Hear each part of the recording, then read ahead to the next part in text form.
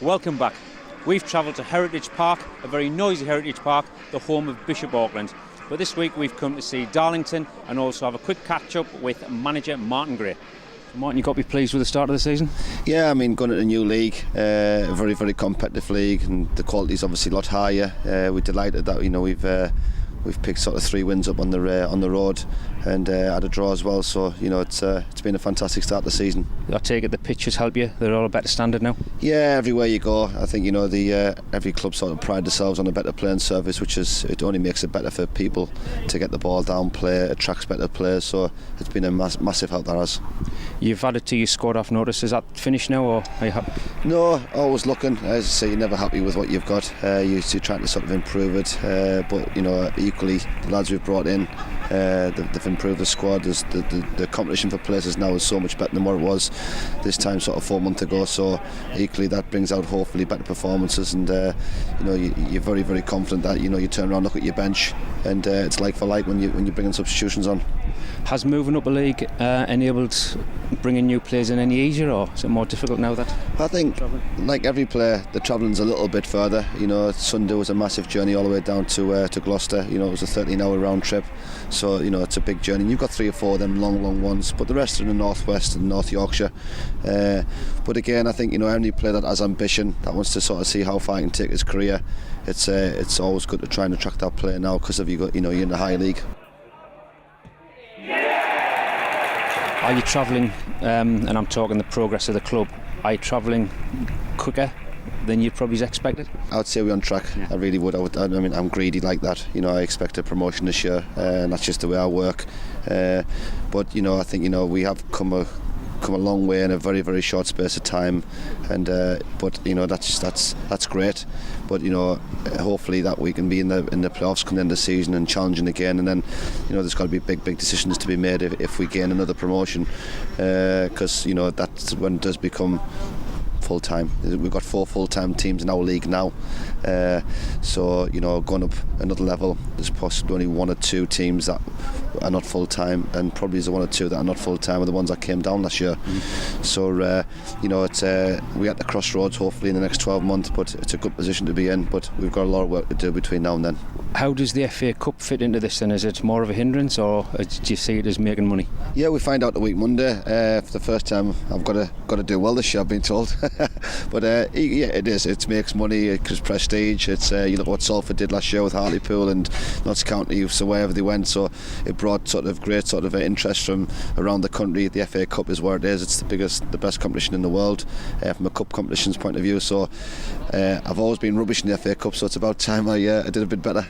And finally, you're obviously moving ground. Have you got a date yet on when that's going to happen? I'm hoping the back end of this year. It all goes to plan. I know they've started to work now, which is the most important thing. But it's great that it's happening. But we've got our eye on tonight's game, and I think that's the most important thing. I was going to say, looking behind us, do you really hope it's this year?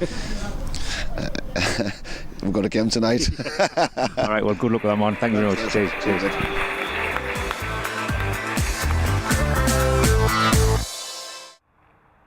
Following on from my chat with Martin Gray, we've travelled down to what will be Darlington's new home ground, hopefully by the end of the year. We're at Blackwell Meadows, just to have a look at how the ground is developing, and you will see there's not a great deal done as yet, although if you had came here last year, you'll see the pitch is in a lot better condition than what it was. I have noticed the concrete has gone in behind both goals, ready for the new stands. But the one good thing that I have noticed about this ground is, as far as the eye can see, there's training pitches. There's also floodlight training pitches here. So I've got no doubt that the facilities, once improved, are going to be fantastic for Darlington Football Club. The crowds over at Heritage Park have been, fantastic this season. So I've got no doubt once Darlington are back at home, the crowds are going to be in excess of 2,000. There's certainly going to be room, stand and seating wise, and exciting times ahead. And Les catches up with Steve Harper. Steve, the last time we spoke it was the Spider-Man ball, and I think you were at a crossroads in your career and you were wondering where you were going to go next. It turns out it was Sunderland. How did that come about? I just got a phone call. Sam Allardyce rang me. I'd seen him on my Premier League delegate duty, and he mentioned, that he might be losing one of his goalies, but I thought it was just in passing, a friendly comment. And then when he rang me, asked me to go in to have a chat. Obviously, it was quite a big decision, but I'd been out of football for 6 or 7 months. It's on my doorstep. It's a big football club, and I really enjoyed it. Now you're back at Newcastle, where you'd probably say you belong. What is it you're doing now? I'm coaching the under 12s to under 16 goalkeepers in the academy, and when I was told about the job being advertised, it's the first time I've ever had to formally apply for a job, which was interesting. In the real world now, moving on from a playing career, and had the interview process and everything. And when I found out I'd got the job, I just couldn't wait to get my kit. To be honest, I just wanted to put the kit back on and have the Newcastle strip back on, which I'd worn proudly for 20 years as well. And I've been doing it a couple of weeks now, and I'm really enjoying it. Yeah, it's nice to be back. Obviously, you've touched on you having an interview. There'll be nobody outside of football that'll be aware of what footballers have to do to get jobs. Do you want to explain exactly what's happened in this interview process? Because to be honest, I'd have thought you just got the job. No, you can't do that. No, well, I saw the advert. I had to print the forms off, fill them in, get references, submit the forms, and then you wait to hear, obviously, the application date. Then I was notified I'd been selected for an interview and had to put together a PowerPoint presentation. It's all as really well, like this, which when you've got a 13-year-old son is handy. So I did that, and then I had to go in and talk through it. I was in there over an hour. It was very formal, but it was fascinating, and I think the stage I'm at in my life moving forward, I'll only benefit from having been through that process and fortunately been successful. Obviously, everybody knows what you've done in the games. What did you actually talk about? In the interview process, it was basically about how I see a modern goalkeeper. So I just basically played them a few videos of me and said, don't do this. No, I'm only joking. It was just about my ideas of a modern dynamic goalkeeper. Made reference to the likes of Neuer, De Gea. I mentioned Fraser Foster as well, with being a young lad. And also what I think nowadays constitutes a good coach as well, not just the technical, tactical side of it as well, but to the psychological side of the game as well, something that I don't think you can start early enough with. So we had a good discussion, for over an hour about expectations of both myself and the role and the responsibilities within that, and it was very good. Fantastic. And I did touch that we'd met at the Spider-Man Ball, which was raising money for local charities.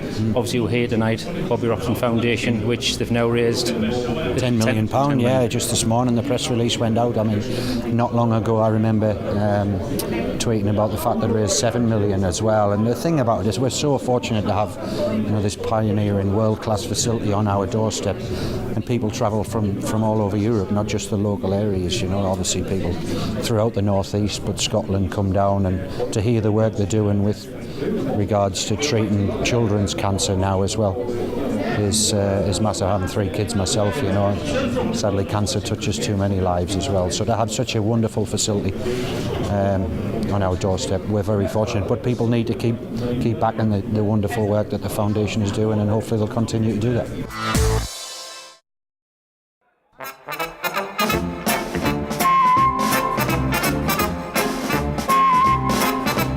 And no doubt, once we're back in Darlington, I say we, I'm an adopted Darlington fan. I think the crowds are going to be in excess of over £2,000.